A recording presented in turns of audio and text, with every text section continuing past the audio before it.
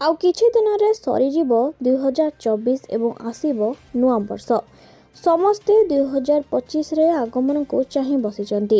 ବର୍ଷ ଆରମ୍ଭ ନ ହେଉଣୁ ଚର୍ଚ୍ଚାର ବିଷୟ ହେଲାଣି ଚନ୍ଦ୍ରଗ୍ରହଣ। କାରଣ ଆସନ୍ତା ବର୍ଷ 2ଟି ଚନ୍ଦ୍ରଗ୍ରହଣ ହେବାକୁ ଯାଉଛି, ଯାହା ବିଷୟରେ ଜ୍ୟୋତିର୍ବିଦମାନେ ପୂର୍ବାନୁମାନ କରିଛନ୍ତି। ତେବେ କେଉଁ କେଉଁ ଦିନରେ ଏହି ଚନ୍ଦ୍ରଗ୍ରହଣ ପଡ଼ିବ ସେ ବିଷୟରେ ଆସନ୍ତୁ ଆମେ ଆଲୋଚନା କରିବା। ଜ୍ୟୋତିଷ ଶାସ୍ତ୍ର ଉପରେ ରୁଚି ରଖୁଥିବା ଲୋକମାନଙ୍କ ପାଇଁ ଏହି ବର୍ଷ ବହୁତ ଗୁରୁତ୍ୱପୂର୍ଣ୍ଣ ଅଟେ। ଆସନ୍ତା ବର୍ଷ 2ଟି ଚନ୍ଦ୍ରଗ୍ରହଣ ହେବାକୁ ଯାଉଛି। ଆମେ ସମସ୍ତେ ଜାଣିଛେ ଯେ ପୃଥିବୀ ସୂର୍ଯ୍ୟ ଚାରିପଟେ ପରିକ୍ରମା କରିଥାଏ। ଚନ୍ଦ୍ର ପୃଥିବୀର ଏକ ଉପଗ୍ରହ ଏବଂ ସେ ପୃଥିବୀ ଚାରିପଟେ ନିଜ ଅକ୍ଷରେ ବୁଲିଥାଏ।